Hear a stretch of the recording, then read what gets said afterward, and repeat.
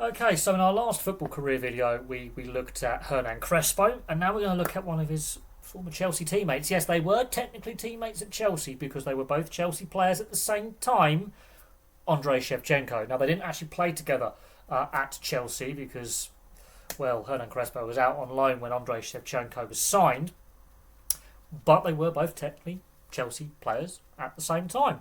And Andriy Shevchenko, I mean, his story goes back to the former Soviet Union because he scouted as a teenager by the great Dynimo Kyiv side, and he actually makes his senior debut in 1993.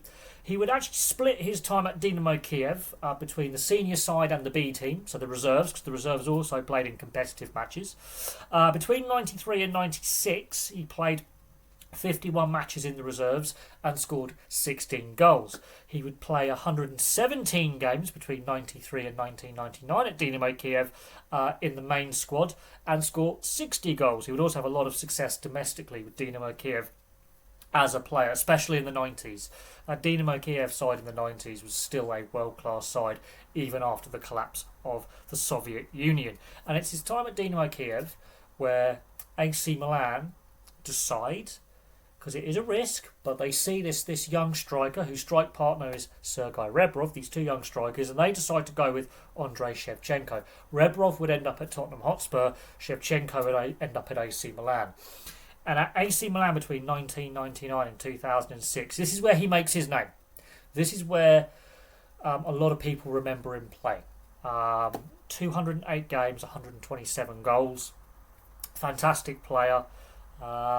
And this is where people remember Andriy Shevchenko. A lot of younger viewers of the channel may vaguely remember of Andriy Shevchenko playing at AC Milan. And it's this time at AC Milan where Serie A ends up going into the Calciopoli scandal, the match-fixing scandal that does actually also involve AC Milan. It's mostly concerning Juventus, but some other clubs like AC Milan are also dragged into this match-fixing scandal just before the 2006 World Cup. Now, Shevchenko would go with the Ukrainian side to play at the 2006 World Cup with this backdrop of this match-fixing scandal in Italy.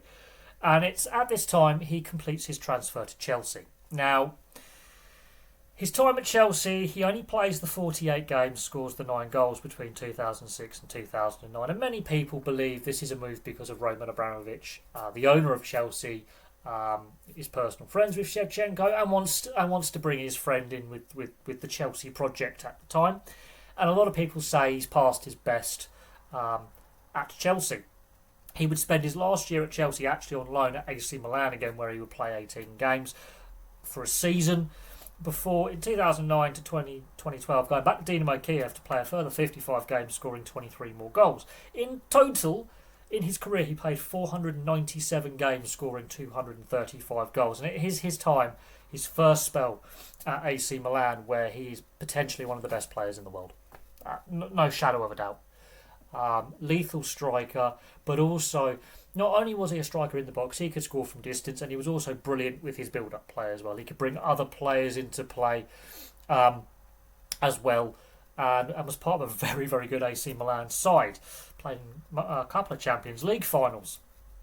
Now, with Ukraine, he starts obviously with the under-19s in 1994 to 1995, plays 8 games for the under-19s for Ukraine, scores 5 goals. In between 95 and 96, he plays for the under-21s, plays in 7 games, scores 6 goals.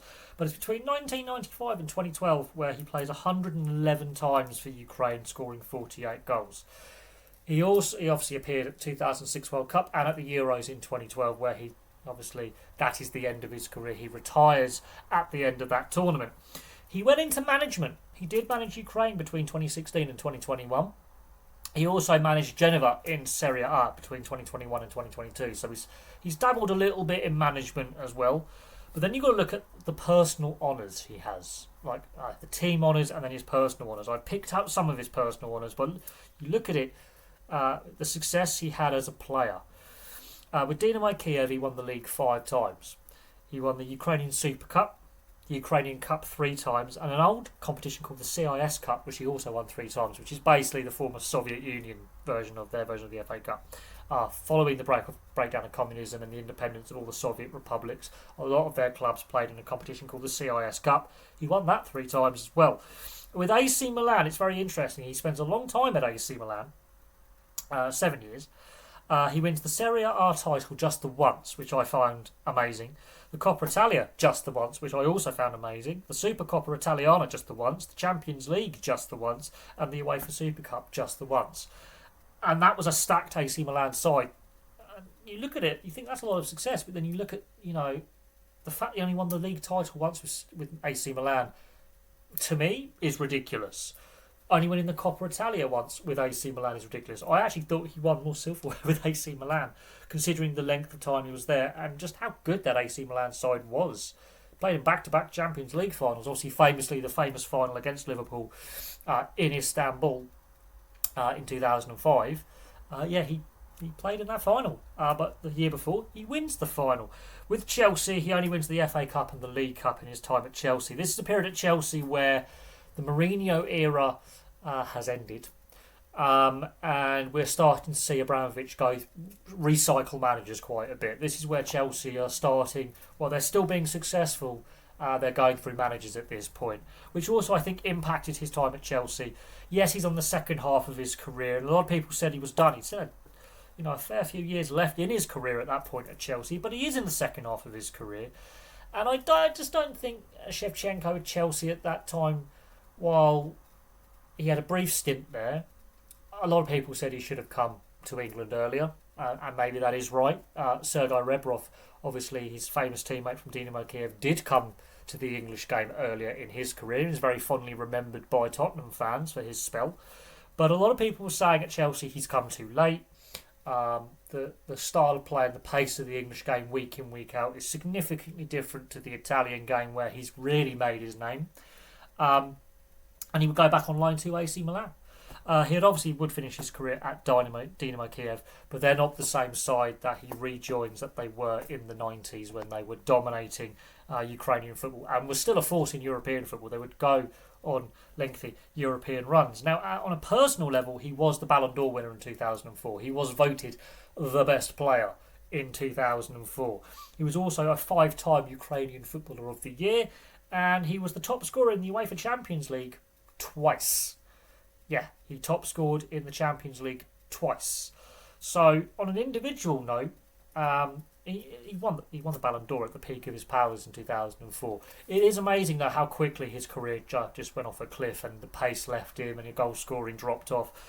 But not long before he joins Chelsea at AC Milan, he was voted the best player in the world. So there we go. There's a brief look at the career of Andriy Shevchenko. In my opinion, people now just do not realise how good he was at the peak of his powers with AC Milan. He was a fantastic player. And this is at a time when it's really hard to score in Italian football. To score 127 goals in 208 competitive matches in Italian football at that time, yeah, that wasn't easy to do. Italian football then was seen as very hard to score in, very, very defensively orientated. You wouldn't get blowout scorelines. And yeah, it does show how hard it was to score then. The fact he scored basically a goal every 2 games tells you how good a player he was. And then you look at the team he was playing in. That AC Milan team was stacked and was basically the 4th or 5th best team in Italy for many years. The fact he only won the league title once with them is, in my opinion, a little bit ridiculous considering the players he played alongside. There were some great players who played for that AC Milan side.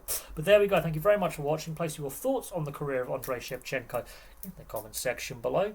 And I'll have some more content for you all very, very soon.